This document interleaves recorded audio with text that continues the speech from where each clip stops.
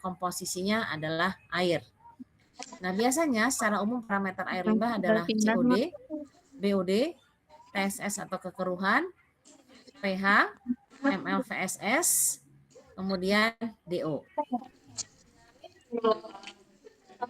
Di dalam air, padatan di dalam air itu dinyatakan dalam 3 jenis, yaitu total solid yang terdiri dari total dissolved solid, biasanya dinyatakan dengan satuan miligram per liter atau DHL, kemudian total suspended solid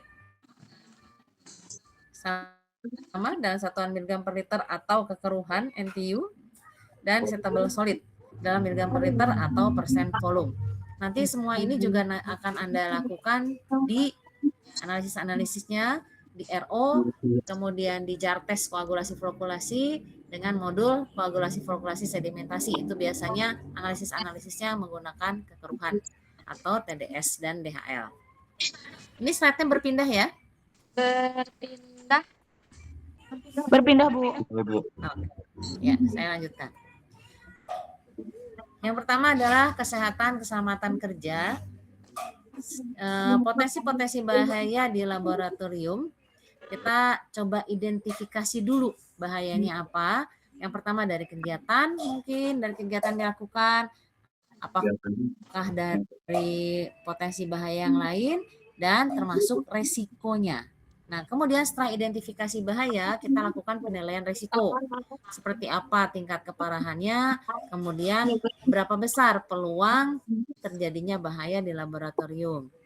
Kemudian yang ketiga, kita lakukan pengendalian risiko. Di sini nanti kalian akan melakukan identifikasi terhadap sarana laboratorium. Kemudian Ibu harapkan bisa dapat dari 10 sarana di laboratorium. Kemudian identifikasi terhadap 2 modul praktikum yang ada di laboratorium PLI. Yang nanti akan kalian lakukan saat praktikum, melakukan identifikasi bahaya terhadap sarana di laboratorium, ada 10 sarana, kemudian identifikasi terhadap 2 modul praktikum. Misalkan apakah ada peralatan yang mudah pecah dari peralatan gas dan elektronik, adanya genangan air, kebocoran valve, bahaya listrik, kemudian apakah sudah menggunakan lap jas yang tangannya panjang. Kita selalu siapkan, intinya adalah safety first. Mengapa K3 penting? Nah, karena di K3 tentu kalian sudah pelajari juga di kelas 1 saat di mata kuliah K3LL. Nah, kita harus memahami bagaimana karakter limbah industri yang korosif, beracun, mudah terbakar, menghasilkan gas berbahaya. Karena tanpa adanya K3, risiko kecelakaan bisa sangat tinggi. Tujuan penerapan K3 di instalasi pengolahan air limbah utamanya adalah untuk melindungi pekerja, melindungi lingkungan, mencegah kerusakan peralatan, memenuhi regulasi, menjamin operasi berkelanjutan, dan intinya adalah mencegah kecelakaan yang akan terjadi. Jadi tujuan praktikumnya yang pertama adalah mampu mengidentifikasi sumber potensi bahaya yang pada umumnya berhubungan dengan proses kerja dan equipment di laboratorium. Nah, ini yang diharapkan kalian bisa mendapatkan 10 sumber potensi bahaya. Kemudian mampu menetapkan tindakan pengendalian dan evaluasi aktivitas dari setiap situasi yang tidak diduga dan yakin bahwa hal tersebut dapat diselesaikan. Nah, jenis-jenis bahaya di pengolahan limbah antara lain yang bahaya kimianya mungkin menggunakan asam kuat atau basa kuat, adanya logam-logam berat dalam air limbah, timbulnya gas H2S, NH3 dan Cl2, kemudian bahaya fisiknya dari tekanan, temperatur dan kebisingan, biologi, adanya bakteri patogen dan mikroorganisme lain, kemudian bahaya mekanik seperti pompa, mixer dan konveyor.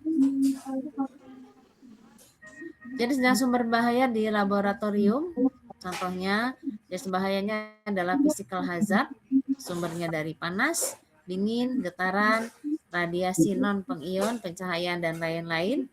Dari kimia, Contohnya formaldehid, ethylene oxide, merkuri, fenol, cyanida, dan lain-lain. Biological hazard, bakteri, jamur, virus, dan parasit. Ergonomi, posisi statis, membungkuk, berdiri, duduk, atau kalian nanti kalau untuk titrasi misalkan harus memasang buret kemudian naik. Nah, itu kan sumber bahaya juga. Nah, untuk ergonomi terutama ke posisi tubuh. Posisi tubuhnya nanti akan seperti apa posisi tubuhnya. Karena kalau dalam posisi sama berjam-jam itu akan merusak kondisi tubuh juga. Kemudian mechanical hazard, apakah tertusuk jarum, tergores pecahan kaca atau dan lainnya. Electrical hazard, tersengat arus listrik, adanya hubungan arus pendek, terjadinya kebakaran,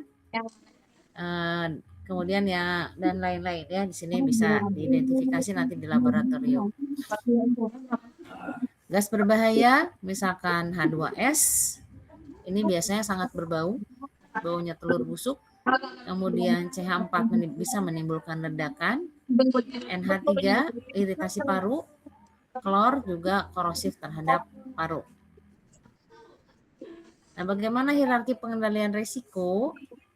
Yaitu dieliminasi, dihilangkan, disubstitusi atau diganti bila memungkinkan, adanya kontrol secara engineering, adanya kontrol secara administratif, dan penggunaan APD.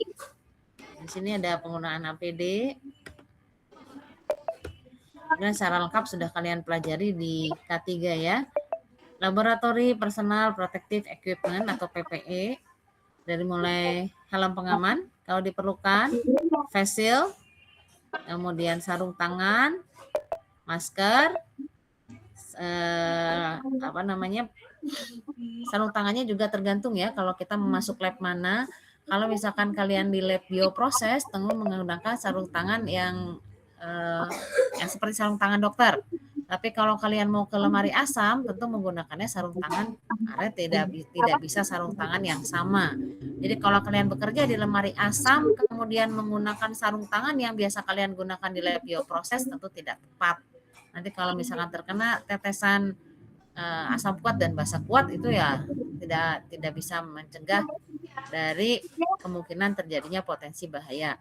Termasuk kalau misalkan di lab PLI kalian menggunakan furnace.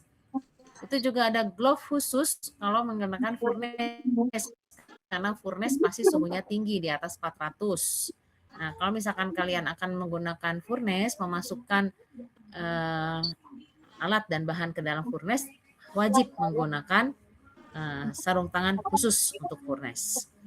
Kemudian yang wajib digunakan juga adalah jas lab.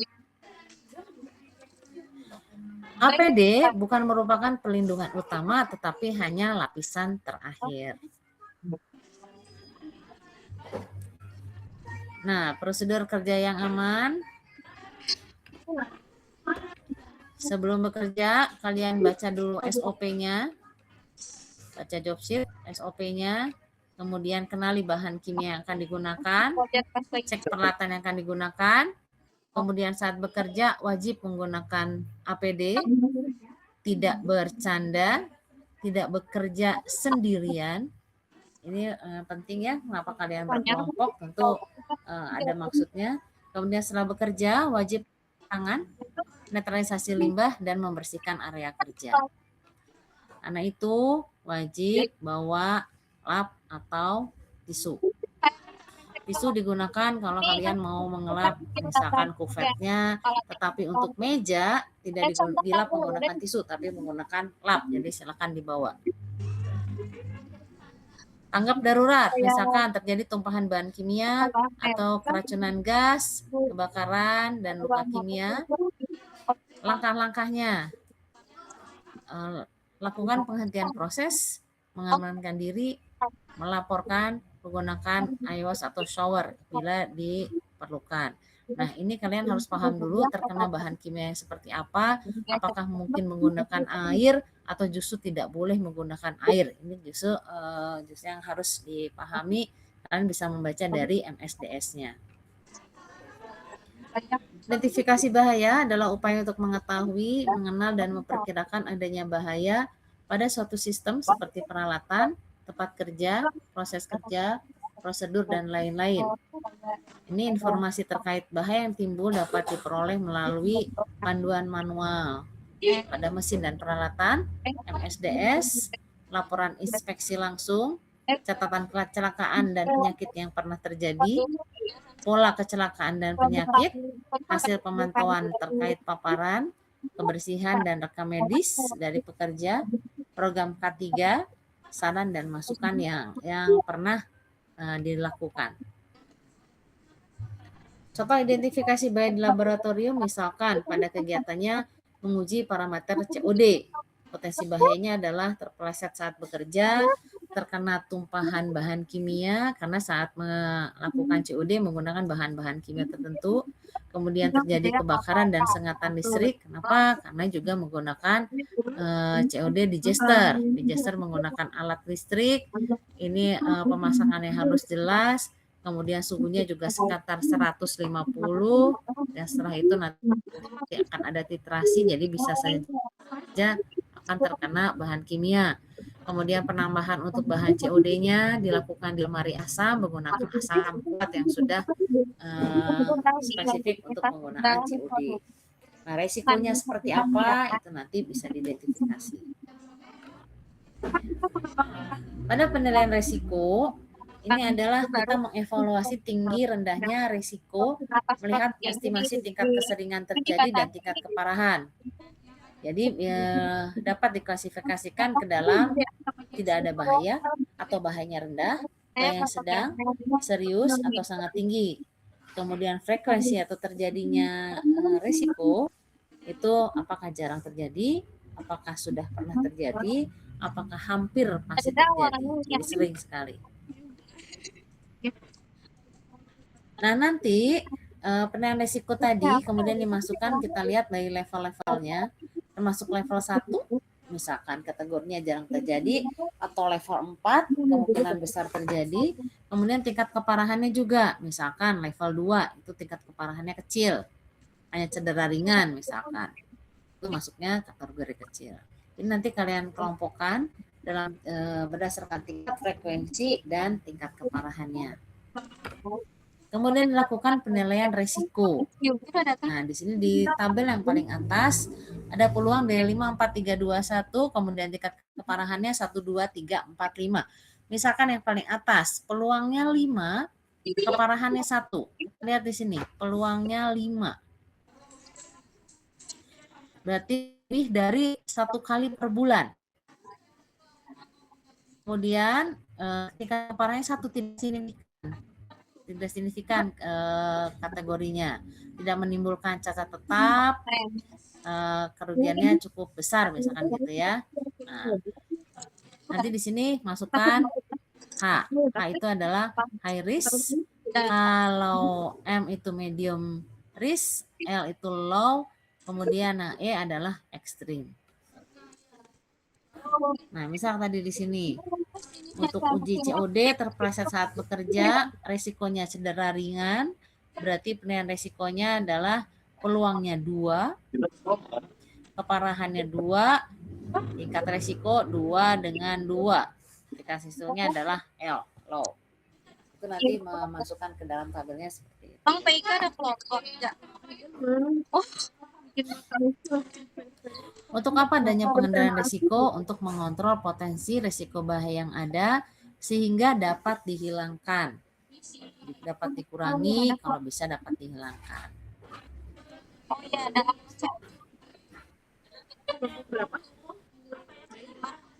Aturan dasar kerja di laboratorium yang dilarang selama di laboratorium: makan dan minum, kemudian merokok, berlari-lari, kemudian dia ini tidak melakukan membuang sampah tidak pada tempatnya. Ini salah satunya ya, termasuk tolong untuk di laboratorium tidak ada yang memegang HP kecuali diizinkan. Pegang HP untuk apa? Bukan untuk menghitung. Kalau tidak baru kalkulator pakai HP ya silahkan. Kemudian untuk melakukan foto hasil analisis boleh dengan seizin pembimbing. Bila tidak diizinkan, tidak boleh. Apalagi kalian foto-foto, live TikTok, live Instagram, dan segala macam dilakukan di laboratorium dilarang. Tidak diperkenankan dandan di laboratorium. Ya, tidak boleh dandan, memperbaiki dandanan. Kenapa? Karena di laboratorium kan seharusnya rambut itu sudah diikat. Kalau untuk yang tidak berkerudung, rambutnya diikat, termasuk laki-laki. Kalau rambut kalian panjang, silakan diikat, dikucir dulu. Nah, ini pelaksanaan praktikumnya. Ada lembar observasi untuk identifikasi, alat tulis, kamera, ini ya opsional untuk dokumentasi, silahkan untuk K3. Kemudian area laboratorium, area kerjanya adalah laboratorium dan fasilitas-fasilitas pendukungnya. Nah, ini sarana laboratoriumnya. Ini misalkan untuk alat filtrasi yang akan kita praktikumkan nanti dekat pintu keluar yang di belakang. Kondisi APD-nya seperti apa, tempat pembuangan limbah B3-nya, kondisi untuk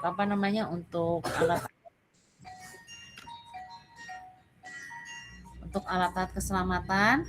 Kemudian ada safety shower, ini juga dicek nyala atau tidak. Dan listrik, alarm, blower di lemari asam ini nyala atau tidak. Kemudian APAR.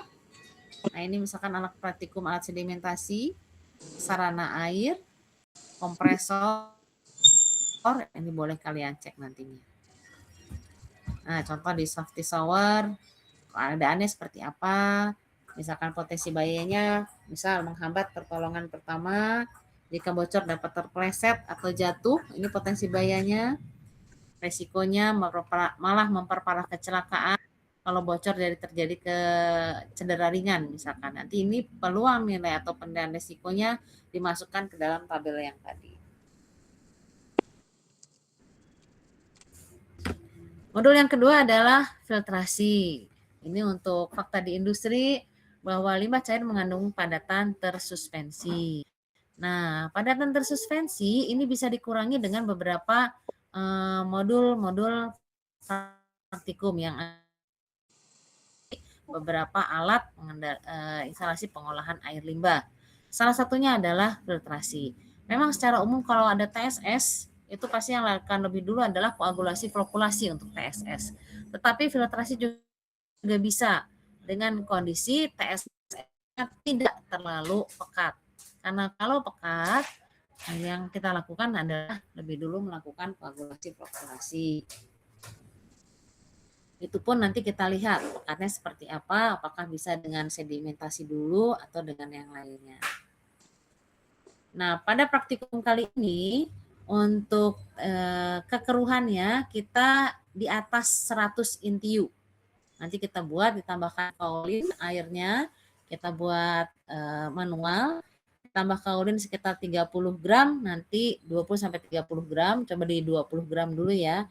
Kalau dia masih di bawah 100 NTU, ditambahkan lagi kaulinnya sampai di atas 100 NTU, tapi di bawah 150, jangan terlalu tinggi. Karena kalau terlalu tinggi nanti lama filtrasinya, kalian harus sering backwash karena sudah keruh. Prinsip dasarnya adalah fluida mengalir melalui media filter, adanya partikel yang tertahan, kemudian fluida bersih keluar sebagai filtrat. Driving force-nya adalah gaya gravitasi, tekanan, dan vakum. Faktor yang mempengaruhi efisiensi debit filtrasinya, ini nanti coba kita atur bisa atau tidak nanti untuk debit filtrasinya. Kemudian konsentrasi kekeruhan itu ya, kalau untuk alat kita sekitar di atas 100. Kemudian kedalaman medianya berapa, nanti silakan dihitung, diukur. Kemudian ukuran media atau ukuran pori, dan tinggi muka air di atas media, dan kehilangan tekanan. Nah, itu nanti yang akan dianalisis di praktikum filtrasi. Kemudian yang pertama adalah porositas media, ini ada ukuran pori. Ukuran pori itu untuk menentukan besarnya porositas dan kemampuan menyaring partikel yang terdapat pada air baku. Ini klasifikasi porositas. 0 sampai 5 porositasnya sangat buruk, 5 sampai 10 buruk, kemudian di atas 20 porositasnya sangat baik. Kemudian juga dihitung kehilangan tekanan atau head loss. Ini ada rumusnya. Kemudian juga nilai CD-nya berapa. Skema filtrasi di laboratoriumnya kita ini seperti ini. Tangki air umpan, kemudian ada tangki effluent. Tetapi tangki ini nantinya lebih kecil daripada untuk air umpan masuk. Jadi sebagian nanti dibuang keluar untuk tangki effluentnya, selang nanti dibuang ke luar ya, ke selokan di luar. Sebagian kemudian dikembalikan lagi. Nanti di sini terjadi overflow, nah masuk ke sini, masuk ke alat kontrol. Jadi nanti kalau sudah masuk overflow, kalian masukkan lagi ke dalam air tangki umpan untuk dikembalikan recycle supaya tidak habis cepat.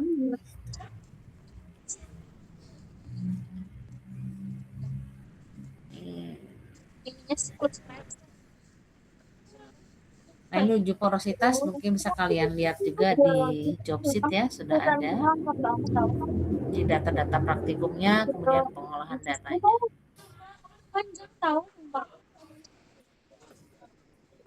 Ya, untuk briefing di modul filtrasi dan K3 sekian, silakan ada yang ditanyakan.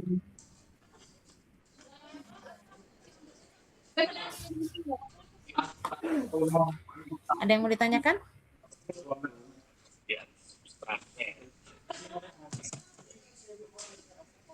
Sultan, Dava, ada? Imania masih ada? Bergabung? Oh iya, ini kan aku ya.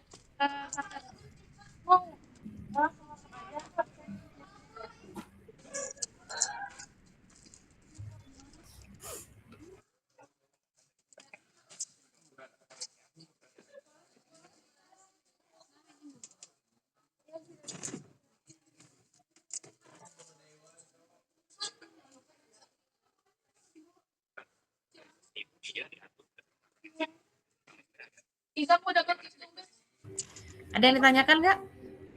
Jangan cukup dong, nggak ada. Gue kira lagi cukup. Cukup Ibu. Cukup? Label nggak? Iya. Tolong Sultan, Dava, dan Imania di absen temannya karena tinggal 26 orang ini. Ibu tidak tahu apakah kalian gabung bersama satu kelas rame-rame karena sudah di kampus atau sendiri-sendiri. Jadi tolong di absen sama ini ya, sama PJ-nya. Terima kasih. Kalau tidak ada pertanyaan, kita cukupkan sampai sekian. Kelas 2 BTKPB nanti ketemu di laboratorium. Kemudian kelas 2A lanjut praktikum bioproses. Ya, terima kasih atas perhatiannya. Assalamualaikum warahmatullahi wabarakatuh.